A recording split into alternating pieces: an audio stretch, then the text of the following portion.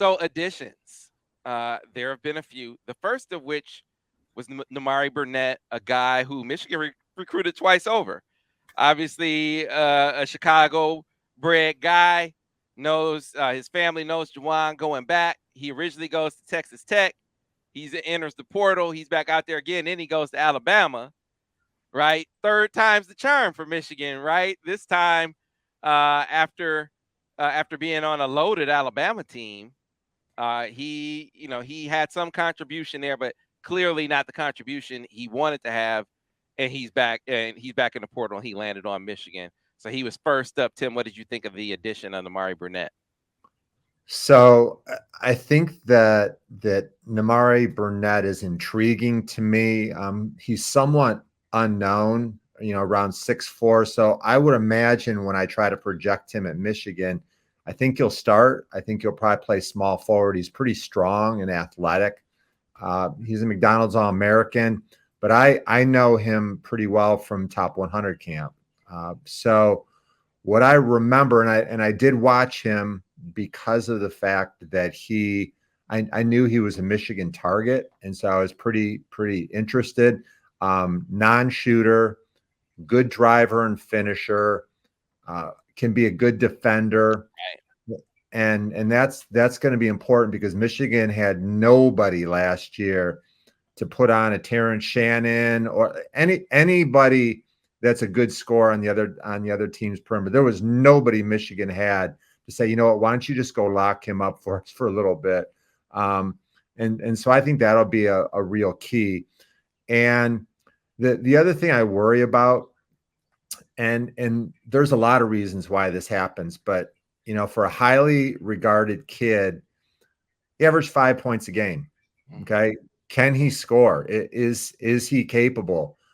Does he have more game than what we thought?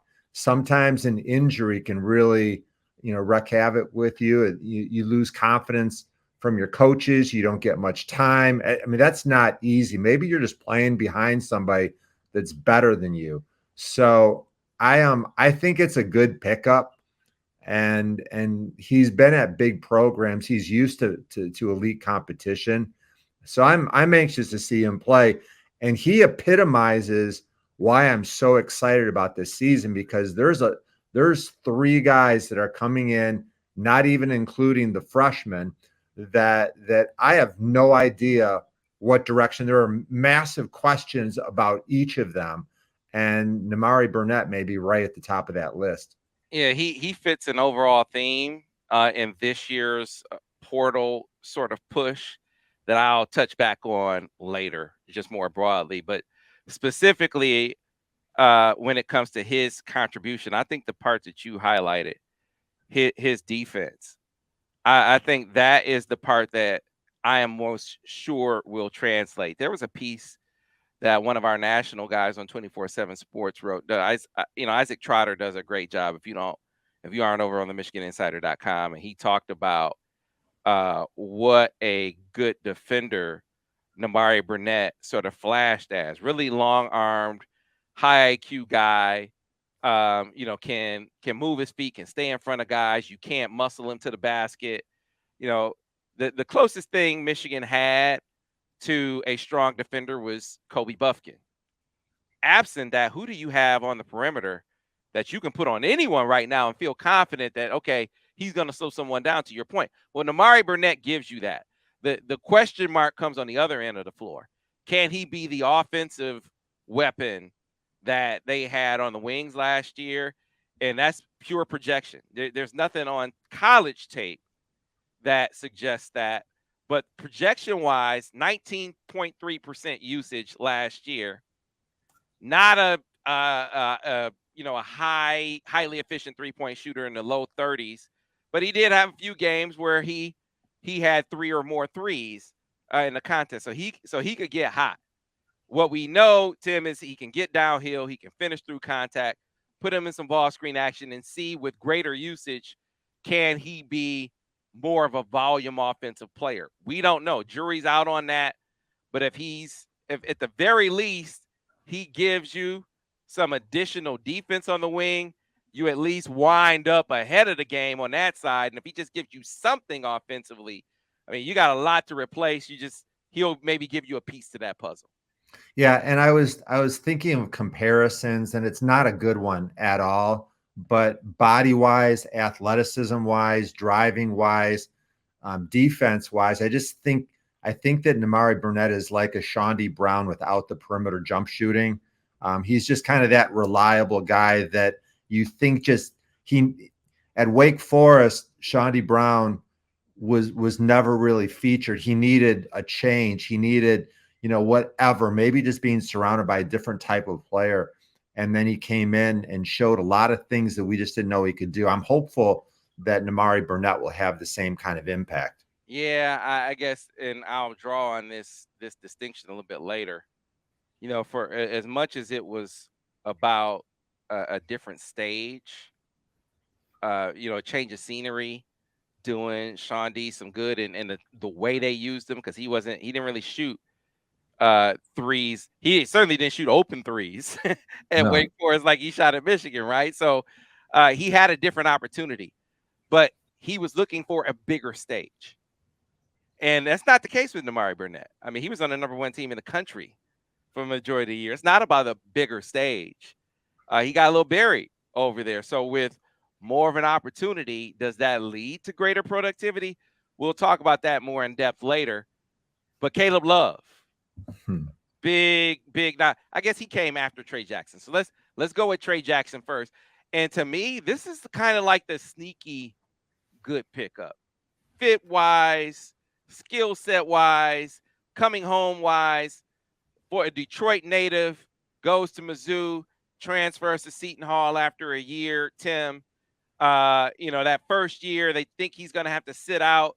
The NCAA comes back and says, "Oh, you're eligible." He only plays a handful of games. But then year 2 at Seton Hall under Kevin Willard, you start to see him blossom. Here he is, this 6'10" guy that hit threes at a 37% clip. Right, he's averaging about 7 points a game. I think he started 18 or so games or something like that. But then there's a coaching change. Willard goes to Maryland and enters Shaheen Holloway, and the fit isn't the same for him. His minutes go down, his threes go down. It's just not the right fit. I feel like this edition is one where this could really open up. I think it's easier to project this being an opportunity that this dude really capitalizes upon in Ann Arbor. Trey Jackson coming to Michigan makes me smile, Sam. And you know that I run the Michigan Elite 25 program for the best players from across the state. And Trey Jackson was one of our campers. And his senior year, I held a showcase at Ypsilanti High School. And it wasn't as much for, some of the high level kids because it was during a non-viewing period, so D1s weren't there.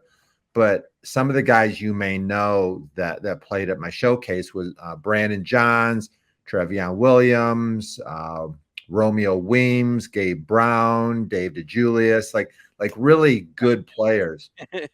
And Trey Jackson was there, and he was just outstanding. He plays hard. Sam, he's really smart.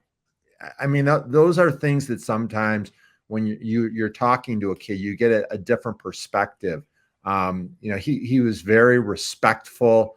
I liked his game a lot. 6'10", he's versatile. He can do 3 things really well. He can make a perimeter shot, which is going to be really important, especially if Hunter comes back. He can cover guards on the perimeter, which, that it reminds me a little bit of Musa. Musa was so raw. Trey Jackson's not as good as Musa, but he does some of the same things. And he may be the guy on Michigan's roster with the most to prove. And so the other thing that's kind of interesting is that Michigan has really struggled finding somebody that can play next to Hunter Dickinson. And even if it's not Hunter Dickinson, and it doesn't matter. Terrace reads the same way. Like, big guys that clog the lane a little bit out of offense. Michigan put Brandon Johns out there and Terrence Williams and Musa and Caleb. None of those guys were able to effectively play with Hunter Dickinson because none of them was a reliable 3-point shooter. Um, I think Trey Jackson gets me pretty excited, Sam. I think he's going to be really good. Yeah, I think he's a great fit. You think about when T Will's at the four, yeah, he could feed the post, but he just was not as reliable a 3-point threat as you wanted him to be. When he played next to Terrace, gave you some extra things on the defensive end, but on the offensive end, like you said, I mean, Hunter had to play in the high post. If he was on the block, then you had basically Terrace was a rim runner. He was he flashed to the basket. He was a cutter, but not really a guy who was going to operate really effectively away from the rim. That might be a part of his game that grows. Point being, man, is versatility. Like you said, he can really hit a three. He has some athleticism, so he can finish at the rim. This is not his first rodeo, so he's played a lot of basketball. He's a switchable defender. That is very, very valuable for Michigan. And he's coming home, Mhm. right? He's coming home to the D. So he's going to play in front of family. That has to do a thing for him as well. Leaving a situation where, through no fault of his own, the fit just changed on him. Sometimes it's not against Gene Holloway. I mean, some guys just don't fit you as well. And going from Willard to Holloway with just looking at it from afar and remembering the kind of game that Trey Jackson had against Michigan when they beat Michigan. Remember, I just feel like this is a situation where the change of scenery will do him really, really well and benefit Michigan. Easy to project it being a positive addition. That Yeah. brings us to Caleb. Go ahead, Tim. No, he's going to be really excited to excel. And one thing I want to throw out there, and I don't know this part of the equation. Sometimes it's better for guys to go far away from home, and there's a lot of pressure at home. There's a lot of people you want to get away from. I don't know if that's the case or not, but it's something to be aware. Like I want to point out that sometimes it's great to come home, and sometimes it's not so great. So it's just something to keep an eye on. Which brings us to Caleb Love, a guy who was one of the stars of North Carolina's run to the championship game last year, right? They come back the next season. Baycott's back. Caleb Love, after a couple of games, remember what he did to in Coach K's last game. He had a great game against UCLA in that tournament as well. I mean, he was looking like a dude, and you were feeling like coming back another year, like, okay, now I'm that guy. He's gonna take it to another level. And just his efficiency and the efficiency of that team didn't get better. You can argue it got a lot worse. And they went from being the number one team in the country preseason wise to a team that doesn't even make the tournament. So he's leaving a situation. What he said, go rewrite your story, kid. That's what he said in his tweet, Tim, which tells you he's leaving a situation that, there was some disharmony there. There was a narrative maybe that was cast upon him, or maybe that he earned, that he's looking to shake in coming to Michigan. And certainly there are a lot of shots available for him now at Michigan for him to be able to come in and do that. Yes, you laid it out pretty well, Sam. I didn't know Caleb Love in high school. I think he might have been more of a USA basketball guy. I don't believe he was at the top 100.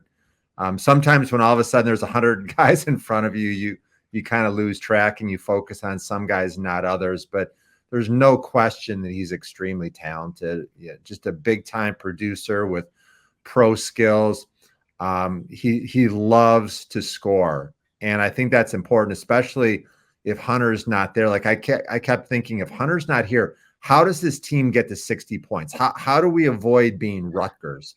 Right. And there's a couple of things about Caleb, if we're going to be completely honest, on offense. This is the guy that holds the ball for a long time, and I always like a player. You catch it, you've got 2 seconds to either shoot or make a move. If you don't, then just move it. North Carolina lacked chemistry this year, like Michigan lacked chemistry. For whatever reason, the players didn't look like they were getting along. And sometimes that happens with big time success. Their NCAA run the previous year, all of a sudden different agendas can pop up. Also, Hubert Davis has a lot of coaching strengths, but toughness and discipline and accountability is not one of them. He gives his guys total freedom, and I'm looking at Caleb Love.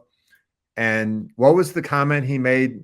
Go do your new thing, You or what? rewrite your story, kid. Yeah, rewrite your story, kid.